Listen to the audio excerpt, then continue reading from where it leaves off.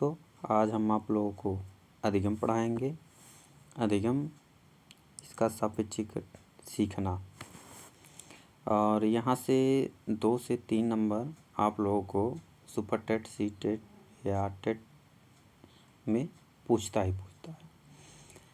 अधिगम क्या है? यह व्यक्ति के जन्म से प्रारंभ होकर और मृत्यु तक चलती रहती है। और ये परिभाषा है। परिभाषा आप लोग इसको ध्यानपूर्वक देखिए, सुनिए और लिखिए। उडवर्थ ने क्या कहा है? नवीन ज्ञान तथा नवीन प्रक्रियाओं का अर्जन करने की प्रक्रिया अधिगम है। गेट्स ने क्या कहा है? अनुभव तथा प्रशिक्षण के द्वारा व्यवहार का उन्नयन ही अधिगम है। स्किनर ने क्या है? अधिगम व्यवहार में उत्तरोत्तर अनुकूलन की एक प्रक्रिया है। और गिलफोर्ड ने क्या कहा है? गिलफोर्ड व्यवहार के कारण व्यवहार में आया कोई परिवर्तन सीखना है। क्रो एंड क्रो आदतों का ज्ञान तथा आवृत्तियों का अर्जन ही अधिगम है। अधिगम के सिद्धांत ने अलग अलग वैज्ञानिकों ने अलग अलग अपना मत रखा है। तो जो प्रचलित वैज्ञानिक हैं, मैं उन लोगों को बताएंगे। थॉर्नडाइक ने सीखने का सिद्धांत दिया है। इन्होंने बिल्ली पर रिसर्च किया था। अब ये थॉर्नडाइक के कुछ सिद्धांत हैं, उनको आप देखिएगा। थॉर्नडाइक का संबंधवाद सिद्धांत, संबंध का सिद्धांत, उद्दीपन प्रक्रिया का सिद्धांत, सीखने का संबंध सिद्धांत, प्रयत्न एवं भूल का सिद्धांत, प्रयास एवं त्रुटि का सिद्धांत, एसआर थ्योरी, संयोजनवाद का सिद्धांत। आप लोगों को प्रयत्न एवं भूल का सिद्धांत, प्रयास एवं त्रुटि का सिद्धांत, ये किसका है पूछ लेता है, तो थॉर्नडाइक का। ये इम्पोर्टेंट है। उसके बाद देखिएगा, थॉर्नडाइक ने कुल 8 नियम दिए हैं। 3 मुख्य नियम, 5 गौण नियम। 3 मुख्य कौन कौन से नियम है? अभ्यास का नियम, तत्परता का नियम, प्रभाव का नियम। आपको ये नाम से ही पता चल जा रहा है कि अभ्यास करने से ही ये है, तत्पर रहने से प्रभाव। और 5 गौण नियम दिए हैं। बहुन क्रिया का नियम, मनोवृत्ति का नियम, आंशिक क्रिया का नियम, साहचर्य रूपांतरण का नियम। बहुन क्रिया नियम में क्या है? जब तक सफलता ना मिले वह क्रिया करते रहें। मनोवृत्ति का नियम क्या है? अपनी इच्छा का कार्य। आंशिक क्रिया का नियम क्या है? अपने सुसंगत कार्य करता है। साहचर्यात्मक रूपांतरण का नियम संवेदनशील परिस्थितियों को जोड़कर काम करना। दृश्यता का नियम क्या है? प्राणी नई परिस्थितियों में लगभग उसी प्रकार अनुक्रिया करता है जिस प्रकार अनुक्रिया कराई जा सकती है, जिस करने में वह समर्थ है। अब और आगे देखिए, पावलोव ने, ये जो अधिगम का सिद्धांत में दूसरे वैज्ञानिक कौन है? पावलोव। ये रूस के थे। इन्होंने कुत्ते पर ही शोध किया था। इनका कौन कौन सा सिद्धांत है? संबंध प्रतिक्रिया का सिद्धांत, अनुकूलित अनुक्रिया का सिद्धांत, क्लासिकल अनुबंधन का सिद्धांत, शास्त्रीय अनुबंधन का सिद्धांत, परंगत अनुबंध का सिद्धांत, संबंध प्रयत्न का सिद्धांत, संबंध सहज क्रिया का सिद्धांत। क्लासिकल एवं शास्त्रीय अनुबंधन का सिद्धांत, ये दोनों लोग, ये आपको टेट में पूछ सकता है। उसके बाद इस सिद्धांत का अर्थ क्या है?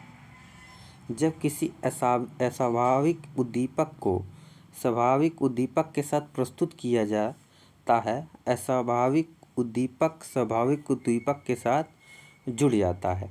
अब ये देखिए, अस्वाभाविक उद्दीपक क्या है, स्वाभाविक उद्दीपक क्या है। देखिए, स्वाभाविक उद्दीपक क्या है? देखिए यहाँ लिखे हैं, कुत्ते का लार स्वाभाविक है, घंटी का बजना अस्वाभाविक है। और इसे हम आगे आप लोगों को बताते रहे। पावलोव को नोबेल पुरस्कार मिला था किसमें? पाचन क्रिया में। पावलोव के सिद्धांत में कौन तत्व पर सर्वाधिक जोर दिया गया? पुनरावृत्ति पर। ये आप लोग इम्पोर्टेंट मानिएगा। समय की पाबंदी का ज्ञान अधिगम सिद्धांत से होता है, अनुकूलित क्रिया के सिद्धांत से। जैसे कुत्ते को डंडा मारना, बिजली कड़कना। और अगला वैज्ञानिक क्या है? बीएफ स्किनर, ये स्किनर साहब चूहे पर और कबूतर पे किया था, पावलोव ने कुत्ते पे किया था, थांडाइक ने बिल्ली पे किया था। ठीक, ये याद करिएगा। स्किनर, स्किनर का सिद्धांत कौन है? क्रिया प्रसूत अनुबंधन का सिद्धांत, क्रिया प्रसूत अधिगम का सिद्धांत, स्किनर बॉक्स प्रयोग, सक्रिय अनुकूलन सिद्धांत, कार्यात्मक अनुबंधन सिद्धांत, क्रियात्मक अनुबंधन सिद्धांत, नैमित्तिकता अनुबंधन का सिद्धांत, कंप्यूटर द्वारा निर्देशन आधारित अवधारणा किसने दी थी? स्किनर ने दी थी। उसके बाद आप लोग आ जाए कोहलर। कोहलर सूच का अंतर्दृष्टि का सिद्धांत, अधिगम का सूच सिद्धांत, समग्र सिद्धांत, पूर्णाकार सिद्धांत, गेस्टाल्टवादी सिद्धांत। ये कोहलर कोप्फावर्दी ये गेस्टाल्टवादी कौन? कोहलर भी है, कोप्फा भी है, वर्दी मर भी है। ठीक, पावल ये आप लोग कोहलर ने चिंपैंजी पे, चिंपैंजी ये एक बंदर है चिंपैंजी, ये इस पे किया था उसका, जिसका नाम सुल्तान था। ठीक, जर्मनी के गेस्टाल्टवादी प्रतिपादक संपूर्ण परिस्थितियों को मानसिक शक्ति से समझकर उससे ठीक करना सीख जाता है। आप लोग बताए हैं प्रयोग जो है बनमानो चिंपैंजी सुल्तान पे किया। कोहलर ने सूझ का आधार कल्पना को बताया था। ठीक, जिस व्यक्ति की कल्पना शक्ति जितनी अधिक होती है उसमें सूझ उतनी अधिक होती है। अंतर्दृष्टि कैसी होती है? आकस्मिक होती है। ठीक, जब समस्या अचानक आ जाए तो वह कौन सा सिद्धांत कार्य करेगा? सूझ का सिद्धांत। ठीक, सीएल हल यूएसए के थे, इन्होंने चूहे पे प्रयोग किया था। ठीक, इनके सिद्धांत कौन कौन से हैं? प्रबलन सिद्धांत, पुनर्बलन सिद्धांत, पुनः बल देना। ये इनकी एक पुस्तक है, प्रिंसिपल ऑफ बिहेवियर में किया है। ठीक, हल के अनुसार सीखना आवश्यकता की पूर्ति की प्रक्रिया के द्वारा होता है। और सिद्धांत कौन है? वास्तविक व्यवहार सिद्धांत, विधिक सिद्धांत, न्यूनता सिद्धांत, उद्दीपक न्यूनता सिद्धांत, न्यूनता सबलीकरण सिद्धांत। ठीक, इनका जो प्रयोग न्यूनता का सिद्धांत है ये इम्पोर्टेंट है, और सबलीकरण का सिद्धांत ये इम्पोर्टेंट है, ये आप लोगों से पूछ सकता है।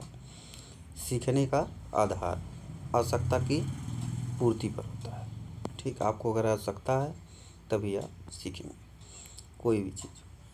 आवश्यकता की पूर्ति के लिए एक शब्द है व्युत्क्रमपाती आवश्यकता की कमी।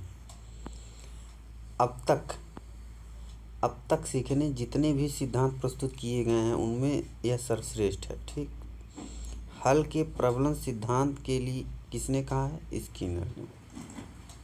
ठीक, प्रतिस्थापन सिद्धांत, अस्थापन का सिद्धांत, समीपता का सिद्धांत एडविन गुथरी ने दिया। ठीक, सारे सिद्धांत देखिए। अव्यक्त अधिगम सिद्धांत, अप्रकट अधिगम सिद्धांत, चिन्हाकार अधिगम सिद्धांत, चिन्हपूर्णाकार अधिगम सिद्धांत, प्रतीक अधिगम सिद्धांत, ये टालमैन ने दिया। ठीक, अनुकरण अधिगम सिद्धांत, ये हेगर्टी ने दिया। अधिगम का क्षेत्र सिद्धांत, प्राकृतिक दशा क्षेत्र सिद्धांत, तल रूप क्षेत्र सिद्धांत, ये कुटलेव ने दिया। ठीक, अन्वेषण का सिद्धांत, ये आपको ब्रूनर। शाब्दिक अधिगम सिद्धांत, प्राप्त अधिगम का सिद्धांत आशुबिल ने दिया। ठीक, उसके बाद आप लोगों को अधिगम सोपान की सिद्धांत रॉबर्ट गे ने दिया। ठीक, अनुभवजन्य सिद्धांत, अनुभाविक अधिगम सिद्धांत कार्ल रोजर्स ने। अधिगम वातावरण व व्यक्ति दोनों का प्रतिफल कुटलेव ने दिया। क्षेत्र अधिगम सिद्धांत सर्वाधिक बल देता है अप्रेरणा पे। ये देखिए बंडूरा जो है ये आप सामाजिक अधिगम सिद्धांत, ये प्रयोग बच्चों पे किया है, ये सीटेट के लिए इम्पॉर्टेंट है बंडूरा। अन्य नाम क्या क्या है? प्रेक्षणात्मक या अवलोकन सिद्धांत, अनुकरणात्मक अधिगम सिद्धांत, मॉडलिंग अधिगम सिद्धांत, मानवता अधिगम सिद्धांत, ये अब्राहम मोस्लो ने दिया। अब ये देखिए आप लोग, अधिगम वक्र, स्किनर। अधिगम वक्र किसी भी दी हुई वस्तु की क्रिया व्यक्ति के उन्नति का वर्गीकृत कागज पर प्रदर्शन है। ठीक, ये जो इनके प्रकार हैं, सरल रेखा। सरल रेखा सीखने का दर समान होता है। उन्नतोत्तर वक्र या ऋणात्मक त्वरित वक्र, नकारात्मक वक्र या उत्तल वक्र, नाम एक ही है। ये इसमें क्या होता है, पहले तेज सीखते हैं, उसके बाद धीरे धीरे हो जाती है। ये आप लोग को देखिए ग्राफ बना है, ये दोनों देखिए। उसके बाद देखिए नतोदर वक्र। नतोदर वक्र जो है धनात्मक वक्र या अवतल वक्र या सकारात्मक वक्र, पहले धीरे धीरे होता है, बाद में तेज हो जाता है। मिश्रित वक्र। मिश्रित वक्र में क्या है, सीढ़ीदार या आयताकार का होता है। ठीक, पहले तेज होता है, फिर कम होता है। ठीक, अधिगम वक्र। अधिगम वक्र का खोज ब्रियान या हार्टर ने किया। अधिगम वक्र अभ्यास द्वारा उसकी मात्रा, गति या उन्नति की सीमा का ग्राफ प्रदर्शन है, इसे गेट्स। सीखने की सामग्री के रूप में निरर्थक शब्दों का प्रयोग किया गया, ये एबिंगहास ने किया। अब अधिगम पठार देखिए, सीखने की गति की प्रगति ना होना, ये अधिगम पठार है। सीखने के पठार के मुख्य कारण हैं उत्साहरोधक। परीक्षा में अधिकतम अंक प्राप्त करने वाला विद्यार्थी में आ जाता है उत्साहरोधक। ठीक, आज इतना ही, आप लोग कल पढ़िएगा और लाइक और सब्सक्राइबर ज़रूर कर दीजिए। धन्यवाद।